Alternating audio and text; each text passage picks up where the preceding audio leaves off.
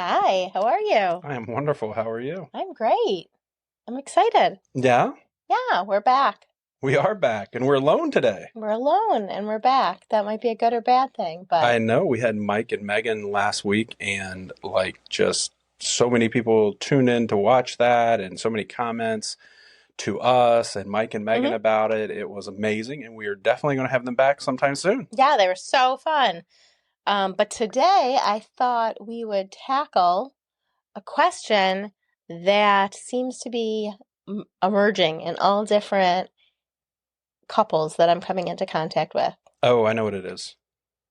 Yeah. Is it ever going to get warm? Because it was 0-ish last night here in Buffalo. When I woke up this morning, it was -4, I think. Yeah, and there was snow in Florida. One of Yeah. our friends is in Hilton Head in South Carolina, and he posted pictures of snow in the Carolinas, coastal Carolina, snow in Texas, Houston. We didn't get much snow here where we are because we're north of the city, but we were cold, wind chills of like -14. But we did get some snow. Like, if it was a different area of the United States, it would have been considered a lot of snow. Yeah, but also a tip I passed on to our couples groups and stuff was best thing to do when it's cold at night, Hot chocolate? cuddle. Oh, cuddle. I'm just Yes. kidding. And if you look at the buddy method, which has been long posted and documented and distributed, that the best way is naked. So it's a Oh, great time okay. to warm up with your spouse and cuddle up and enjoy the cold. And not argue, because it's hard to argue naked. That's true. I mean, we have a sign that says that right behind you. I know you're looking at the screen. The Yeah. key to a successful marriage is to Argue naked, because it's hard to do. absolutely. But no, sadly, that is not where, I mean, I'm not a meteorologist. I don't know when it'll warm up. And I'm not even good with keeping up with the weather. True. So, question is more along the lines of, well, first off, let me ask you this. Okay. Do you think that a person can change? Yes. Why? If they want to. I think that's the big part that we miss. I think that a lot of times, like, especially in marriage, we'll be like, oh, I just wish they would change. God changed them. God changed them. Oh, I really wish you would change. If you just change, things would be different and all this other stuff. And the bad part, like, it's true, 100% true, but that also would be really easy if I said, Kristen, I got a list. Can you just go down through this list and, by tomorrow, I'll give you to the end of the week. Just change all these things and I'll be perfectly happy. How would that go over? Well, first off, I don't think you actually would be perfectly happy. You'd probably have a new list. True. But how would that go if I gave you that list? I'm like, hey, just check these off as you change them. You already sometimes tell me things to change, and it doesn't go over well. Yes, that's very true. Not a list per se. Mm-mm. But you did actually just about hit on the question, why won't my spouse change? So I feel like that's a big area of frustration for Absolutely. a lot of people. Yeah. For so many reasons, and I thought we could dig into that tonight. Sure. I mean, I think that's good. And I think at different points in our relationship, it's something that all of us ask. Mhm. I think part of it is, let's just assume when you get married, you're not really following Christ. I mean, I know there are people who are, and they got saved at 5 and they've lived this perfect life. But now let's get real. For the most part, that's not where you are at the beginning of your marriage. Sometimes. Or you get saved early, and then it's not your own faith, and you still Yes. have to find your own faith. Not to say you're not believing or even following, but you might not have fully grasped it. Like, I think there's so many people Right. on that continuum. And I think the other part, when you get married and you bring two people together who are totally different, Yeah. many times instead of rising to the better, the more mature, whatever it is, you kind of slip towards the fun or the easy or the whatever easy. it is.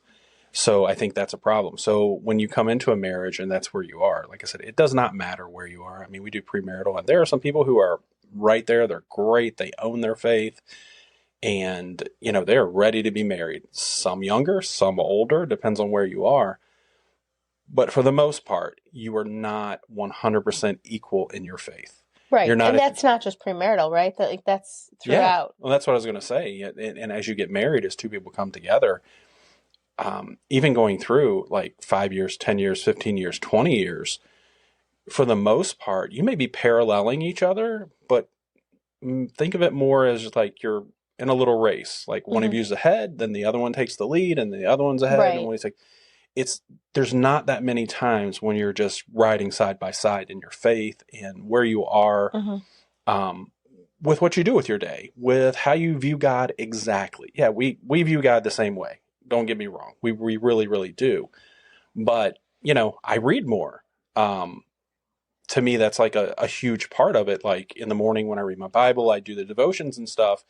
That's where I am. You do it later in the day because it's easier for you. You're not awake. You've got stuff to do and everything like that. So even in that, even if we just look at our day, I'm starting up here in that aspect and you're starting back here. Now, there may be other things where you're starting up here and I'm starting back here. So we're never really running parallel, which kind of hurts the relationship, or it doesn't hurt the relationship. It's something we have to keep in perspective when it's like, man, if you just change this and we're right here where I am, things would be so much better and we'd be moving to here. And I think you actually, in your description of the two of us, you made it very clear that you feel your way is superior. Yeah. And And also, you think that I start out behind you, whereas I start out my day doing meditations. mm-hmm, And who's to say that that is behind you? mm-hmm. We're just in a different spot. And I will say to that, like, I'm not saying my way is right and your way is wrong. Don't get me on that. But it's different. And it doesn't mean either one of us are wrong. There's people that wake up and they pray for an hour every morning. That's in my routine, but it's normally after I read and stuff like that. And there's people that get up and meditate, and there's people that do these different things. Doesn't mean one's right or wrong. It's more that's right for me and this is right for you. And like we talked about before in that season too, sometimes, I mean, like that'll ebb and flow. But getting back to that, so you believe right in the beginning that yes, people change, because I do feel that I've heard people say that he will never change. Mm-hmm. Just give up because that will never change. You will never change him. And That will, maybe you will never change him might be more accurate. yes. But that person never changing isn't necessarily. And we've had there was sort of a funny saying that a young man didn't want to get married because he didn't want to give up many different women. And an older man said to him, "Don't worry, you'll be married to 50 different women by the time you reach age 50 or whatever." Yeah. Because your wife is always changing. So that's like a very good example of how we do change. Yeah, and I think you were really when you said that they say that I will never change you. I won't. Mm-hmm. There's I mean, I could force you to do things, I can coerce you to do things, but that's not a change. That's not something that tomorrow is going to be different, or in a week, a month, a year. That's not it. We have to want to change, Right. and it's God who changes our wants. I think Yeah. that's the other part. It's not that, oh, you know what, I really want to do this. And there are people that, yeah, they really do, and they will work at it and stuff. But if there's not something in there, some innate thing in there that's drawing you to it, you're not going to do it. And I will add too, because we always say this: if you are in a relationship where there is any kind of abuse, addiction, or active affair, then you need to look at where you are And and distance yourself. pause and distance yourself from that. And That's not to say that that person will never change at a different point in their life, or God will never work and change them. But that doesn't mean that you have to put yourself through a destructive situation. yeah, or your kids, or While that whatever is it is. happening. Like, and let me go into that a little bit further. If you are in one of those things, and you know what, if your husband or your wife, whatever it is, let's just say it's a physical abuse, if they hit you, say, you know what, I'm really sorry, I'll never do that again. They may have the best of intentions, but without some intervention from God, number one, but some help for them, that's probably a lie. Right. And So you're saying like that quick fix, yeah, say whatever it is. There's absolutely. definitely a Yeah, I'll pattern, never have a drink. I'll never do this. right? Where That's they probably do not going to it, they happen. get in trouble, they go through that, and then they become very apologetic, and that's a pattern. That doesn't necessarily mean that they don't have that want in their heart, but they're not there yet for you to say, okay, I'm going to do this again. Yeah, So, and they need help, and you can be mhm, part of that help, but you're not the only help, and you need to realize that. Get help. Talk to a counselor. Get them mhm, to a counselor if it's whatever. Get them to rehab. Get them a pastor. Whatever it is, but get them to that next level of help there. Because as much as we want, as much as we hope, as much as we pray, as much as we whatever, we cannot change those things. They need some actual professional intervention to change those things. right. Now, on the other side, that's not to say that, you know what, there are people that change 100%. Like you can see night and day, you can see a change. That is not the majority. God can do And that's anything. God, right? Yes. Like, that is not the person who's coming to you in the morning after waking up saying, I'm so sorry, I'm going to change. That is God doing a change in people's lives. So, not to discount that, but we're also not talking about those situations today. Yeah. And I will say this, in all those situations, I think we know people who have been in every one of those Hmm. situations that have seen God intervene and Yeah. change, and their marriages are great today Hmm. and things like that. That's not always the case, Hmm. but we do know people that it have and have an incredible story to share with people who are going through those things.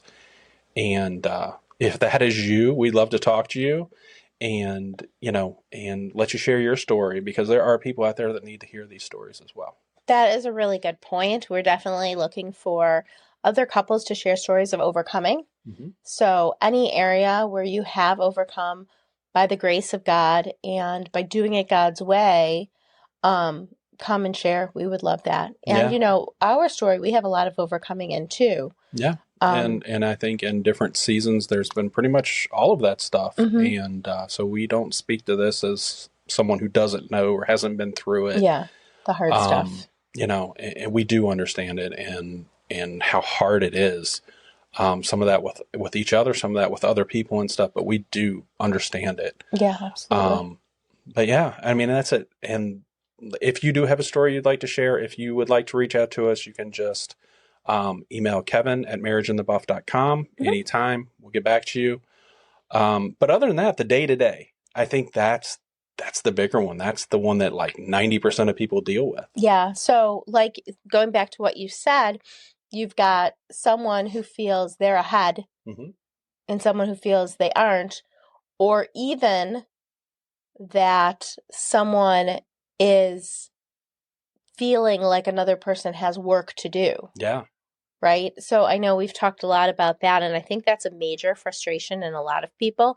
And this might be to the point of that person, one of the two are not saved, but it also might be they're both saved, but they're still working things out. And Yeah. we're never going to be perfect until we reach heaven. Yeah. And that's it. That, a lot of times we have that fairy tale of, oh, we'll get married, we'll live happily ever after. Or, okay, well, that wasn't exactly how it worked, but wow, they found Jesus. Everything's going to change. We're going to live happily ever after. Or, I found Jesus. Everything's going to change. We're going to live happily ever after. Are you going to live happily ever after? Sure. Is it what we think is happy? Probably not. God Is it says on it's our going to be hard. timeline? It's going to be work. It's going to be pick up your cross, Hmm. die to yourself daily, put other people, love God, love your neighbor, all these things that are not what we would consider happily ever after. Or easy? But eternally, we are happily ever after. Yes. And many of us do have to walk through some of these struggles to get there. Mm-hmm. Some of that might be there's like, I feel like there is an eternal reason for people to walk through struggles in their marriage, whether it is to suffer as Jesus suffered Mm-hmm. and to share in that suffering, Mm-hmm. or to help others in that same situation. You will have a story to tell. You can come on and tell the story of how God ultimately saved you, saved your spouse. So I think that's good. We will have struggles for certain reason. And if you can sort of embrace that and look at that in a different way and say, God, show me how to love him through this. Mm-hmm. Show me how you see him. Show me how to be the best wife I can be through this struggle, and be by my side and lean into God rather than doing the opposite and saying, I wish he was like this. God isn't there. He's not hearing my prayers, which I think is our natural bent. Yeah. And I mean, if you just look back to the New Testament stuff, James, Jesus' brother, said, count it as good when you go through these Yeah. trials. And, of all of them, the disciples, the apostles, and stuff like that, so many of them died a painful death, but were so happy doing it because they knew the other side. So, and they went through, if you look at a person like Paul, who was tortured and all these other things, he kept just proclaiming, telling his story, telling what Jesus did in him and through him and stuff like that, and just sharing it and sharing it.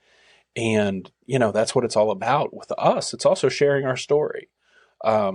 We look back in our 25 years, I mean, we've had good and we've had bad. And I tell you, the worst of the worst is probably our greatest story. It's probably the one that can help people the most. It's the ones that have drawn us closer to one another. It's the ones that have drawn us closer to God. Would I love to not have gone through those things? Absolutely. Would we be the people we are today if we didn't? Absolutely not. Right, right. And God definitely has a plan for everyone.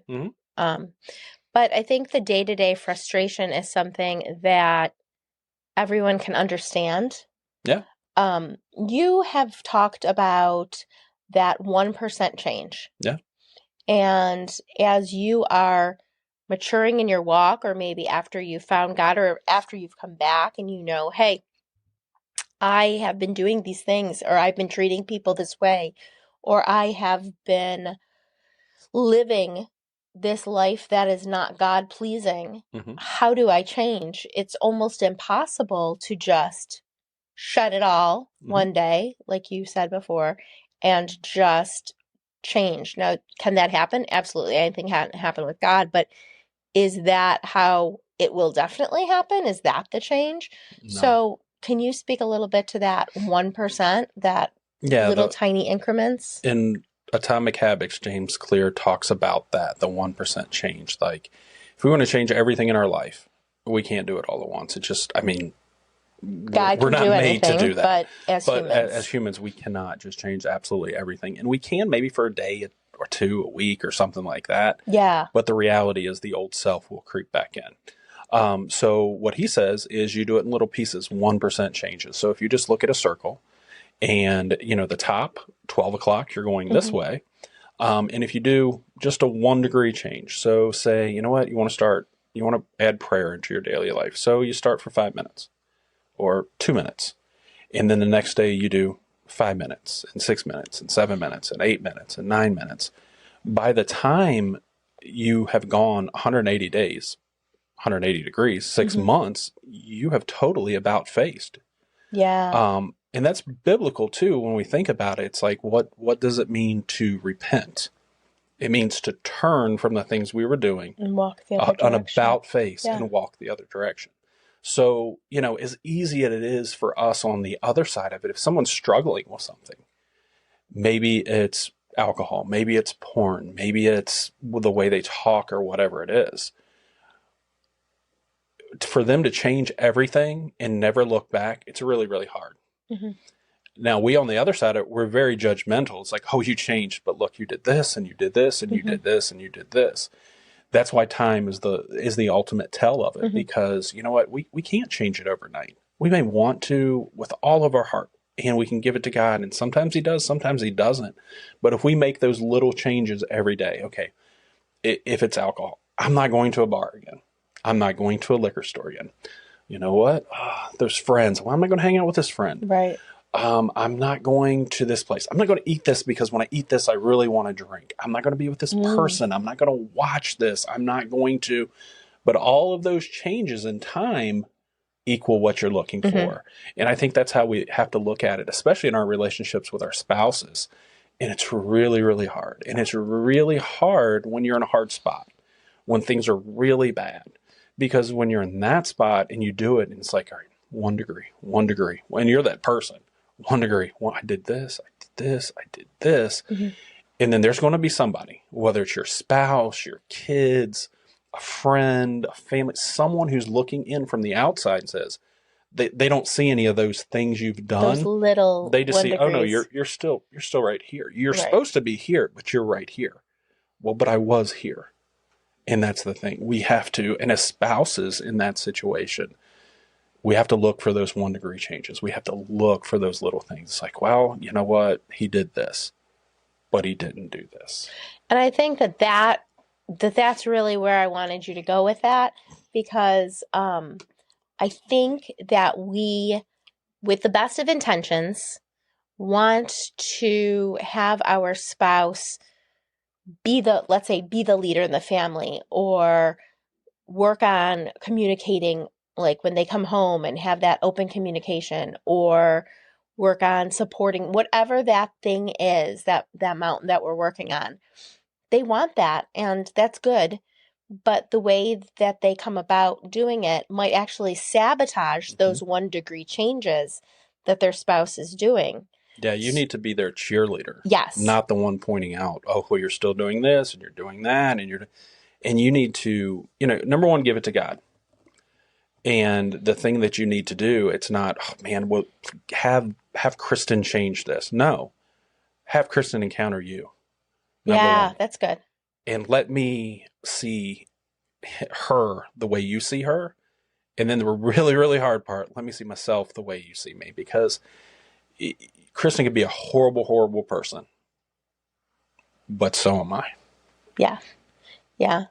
And I think that the spouse that does that has those best intentions and wants things to be from here to over here, is going to miss those tiny 1 degree changes. Yes.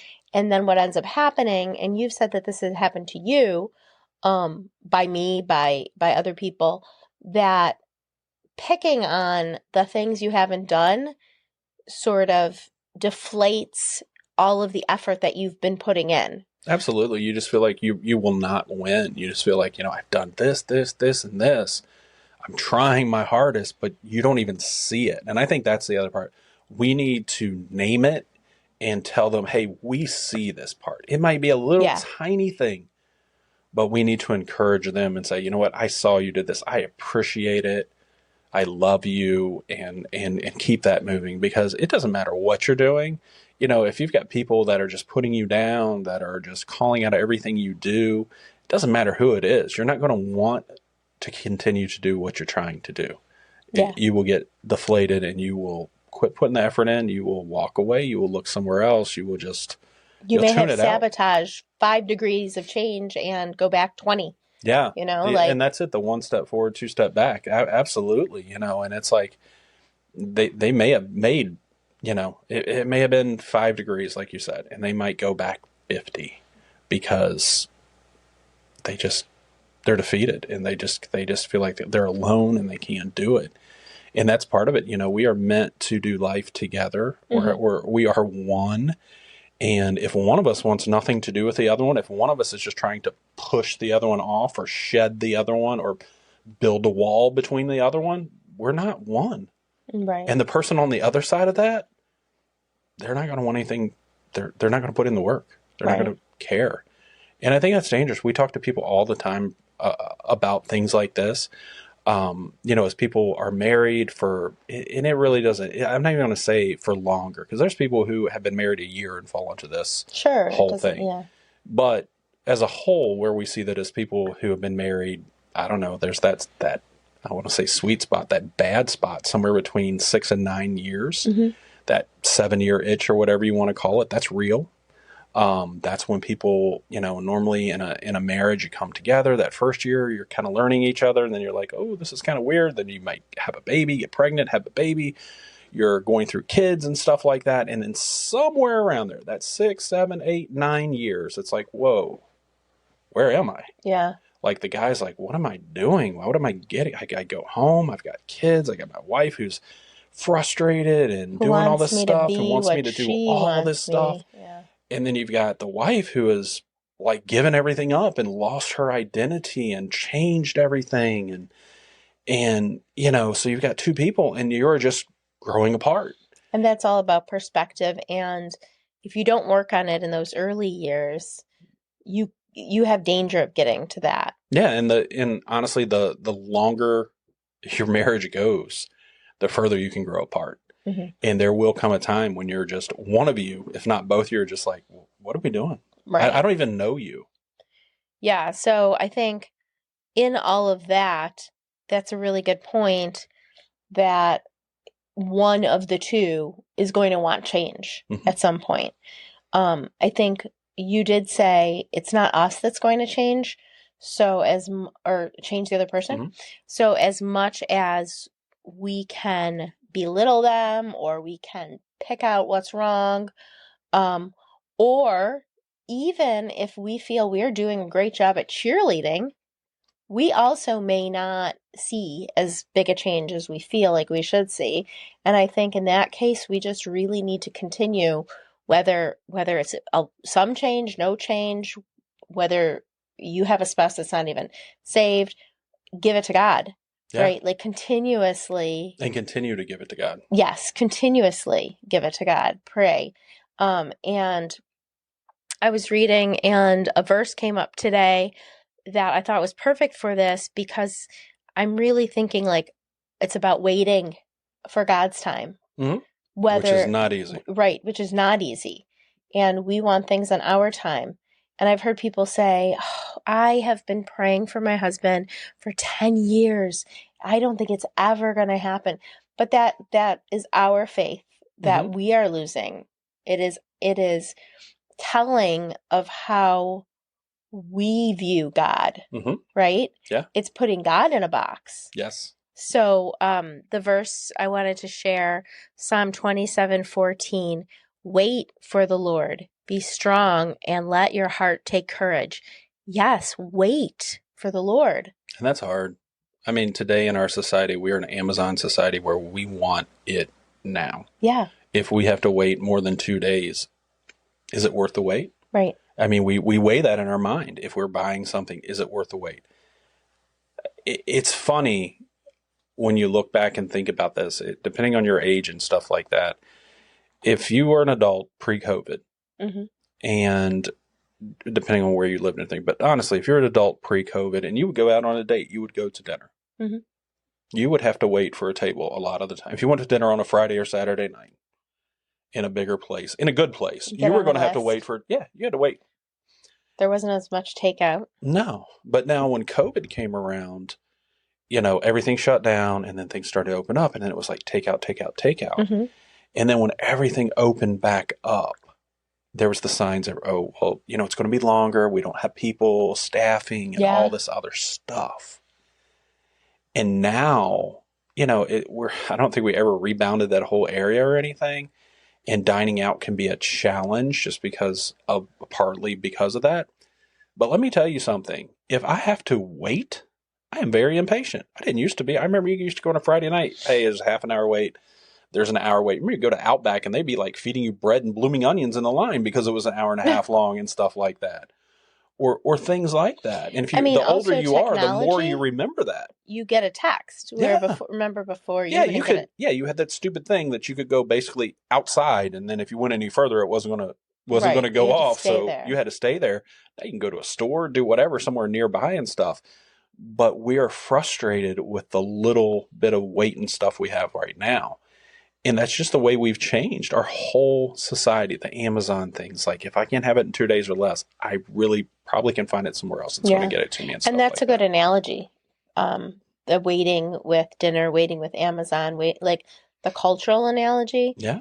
Because when you were just talking a little bit ago about changes, 1 degree doesn't seem like a lot. Yeah. So that does seem like that's going to be a long wait. Yeah. And then when I read the verse of wait for God, you said something else. Did you say, or did I hear you say something about his timing? Yeah, his timing is nothing like ours. I mean, God, eternity is nothing. Yeah. So if we're talking about our lives, I mean, at best we're 80, 90. I mean, yeah, there's extremes. But if we say an average person lives 75 to 80 years, Well, when he changed it, he said 100 years. Remember? He yeah. was like, But I'm just saying that's not even a blink of the eye yeah, to God. right. And I was also reading in Second Peter because I wanted to look this verse up because I knew when we talked about waiting that this would just come up because it actually gives me, I guess, depending on the time, anxiety or peace, depending on how I look at it. But 2 Peter 3, 8-9, but do not forget this one thing, dear friends, with the Lord, a day is like 1,000 years, Mm-hmm. and 1,000 years are like a day. The Lord is not slow in keeping his promises, Mm-hmm. as some understand slowness. Instead, he is patient with you, not wanting anyone to perish, but everyone to come to repentance. And when I look at that, I think now a little bit more about the couples that are waiting on their spouse to be saved, to be Mm-hmm. repented. Not just the change, because we can apply that to that, but God doesn't want your spouse He wants you. to perish. Yeah. Like he wants you all. He wants all of Mm-hmm. you. He wants a perfect marriage, however it started. He wants to redeem that. And he'll be patient and Mm-hmm. he'll wait through whatever. So he's got this grand plan and he sees things 10, 20, 30 years down the line that you don't see. And you're just in the midst of that day to day and it's hard. Yeah, and it is because there's two things there. God is omnipresent, so he's Mm-hmm. around when we're not. He sees our spouse. Mm-hmm. So when they go to work, when they go whatever, he's there. Yeah. And he's omniscient. He knows it all, which is the big piece that we don't. He knows what's going in their mind, what's going in their heart, the changes that are happening, Mm-hmm. the 0.25 degree change that you're not going to notice or see for a while. He knows those things. So I think we need to take heart to that it's like so much that's like, you're not changing. I see you, what you're doing, but God knows it all and he sees it all. Right. And he can see the future. So he knows what's coming. And that's the part that we need to hold to. It's like, you know what? God is good. Right. God wants what's best for me. He wants what's best for my marriage. And he works all things for good. So it may not be something I can understand right now, but if I hold tight to God, to his promises, I know in the end, it's all good. Yeah, that's good. And how do you act through that? Like, how would a spouse keep on being faithful and true to God's word while still supporting their unbelieving spouse? I think number one, you got to be in God's word. You got to surround yourself with people who are positive influences. That's what we talk about: church, small groups, things like that. Divorce runs in circles. If you've got, we got all my friends who are saying, get rid of her, get rid of him. This one got divorced, this one got divorced, and then this one's kind of like dominoes falling. And if you're standing in that line, you're going to fall too. Yeah. So we need to be careful of who we have pouring into us. There's lots of people that speak to me, but there's not that many that speak into me. Right. And that's a big difference because, we go to work, we go to church, we go to these different places, we have friends, we have all the stuff. There's people speaking to you all day long. But the ones that speak into you, that's that smaller circle. That's those ones that, you know what? And it's twofold. Number one, if you're going to speak into me, then, if it's a position of authority of something, that's one thing. But if you want to speak into me in my marriage, then you better know something about your marriage. And I better be able to see the fruit in your marriage. Yeah. That it's not like, oh, well, we got a divorce or this is horrible and I hate her and I'm talking about. No.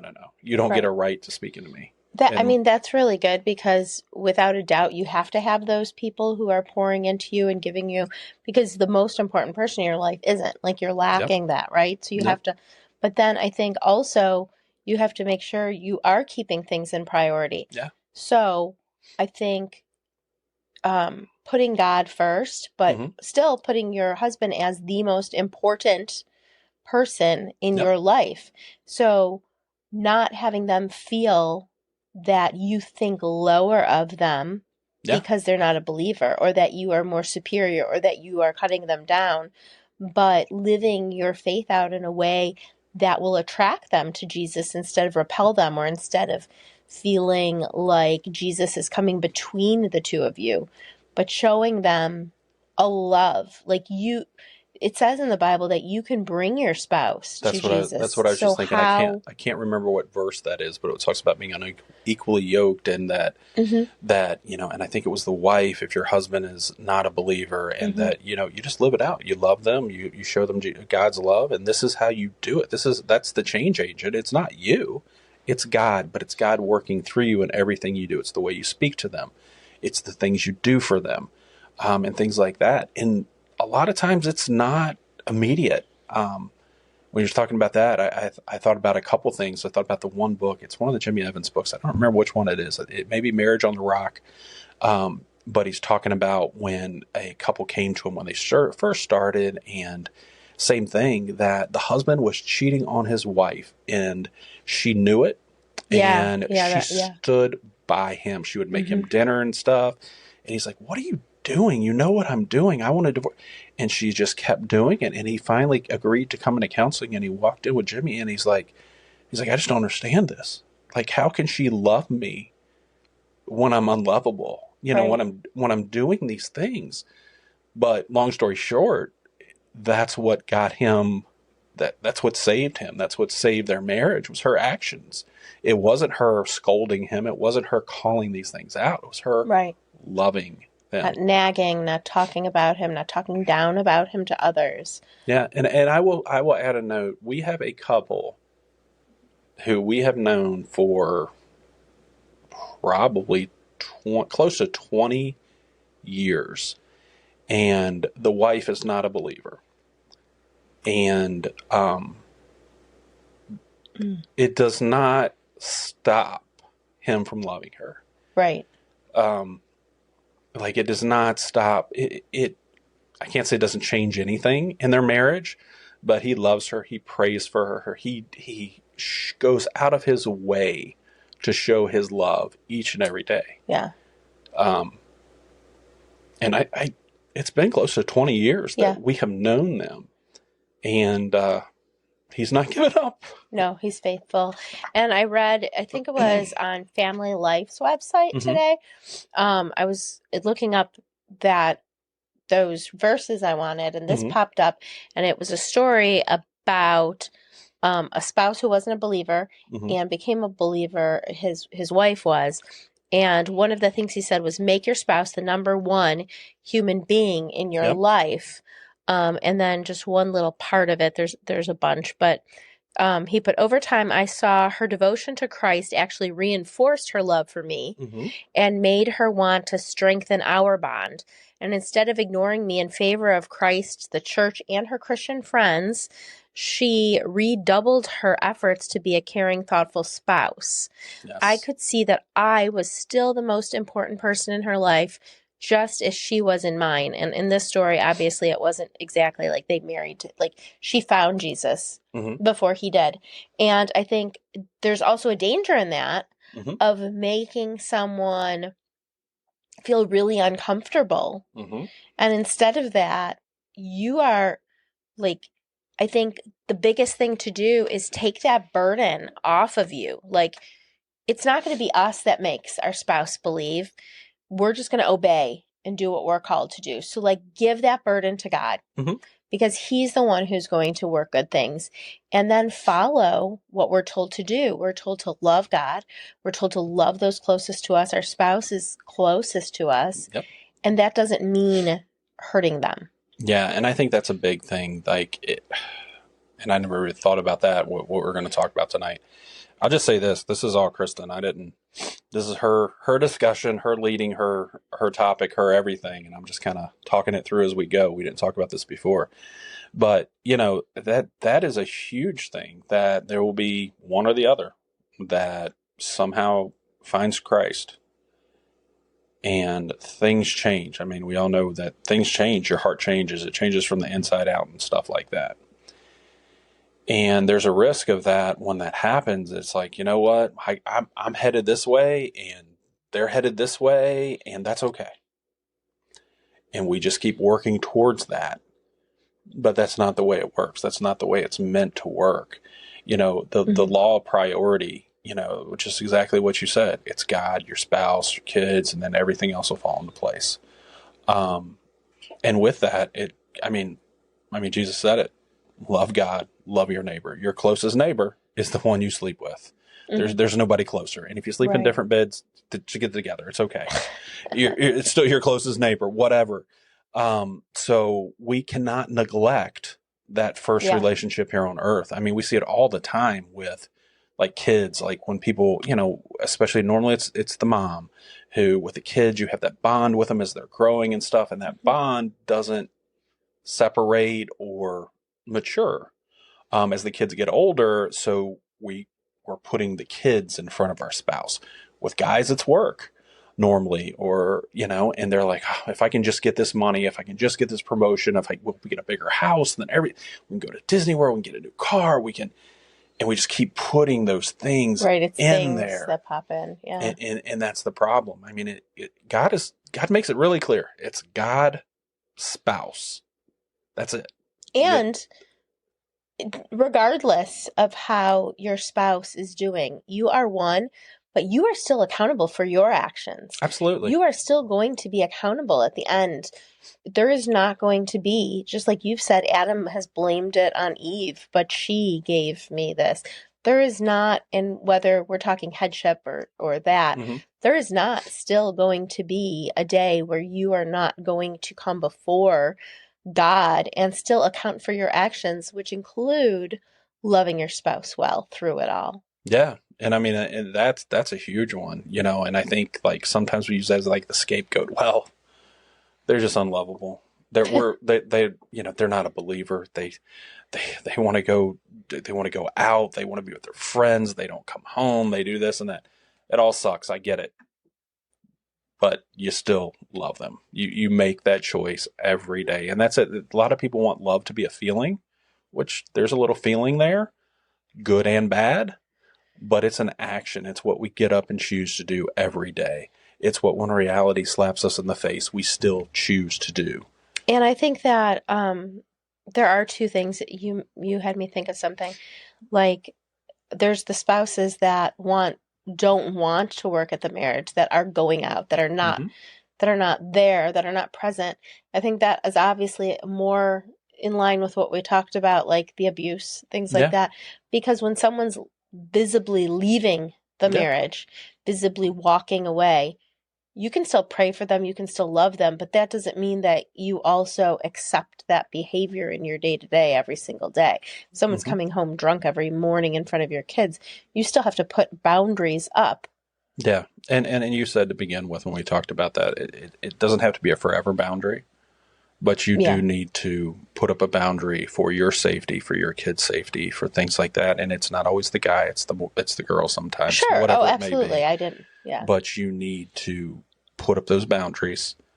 Don't quit praying for them. Keep No. helping And them. don't quit Get them loving help. Go to them counseling. if Do you those can. different things. Don't stop loving them. Yes. And that's that old adage that it's hate the sin, not the sinner. You know what I mean? And it is. Like we all make mistakes. We all do stupid things. And from time to time the degree of the stupidity or what happens is more than the other. But in the end, my mistake is no worse than your mistake, and your mistake is no worse than Hmm. my mistake. Now, obviously, there are laws, there are things like that, and there's degrees of everything.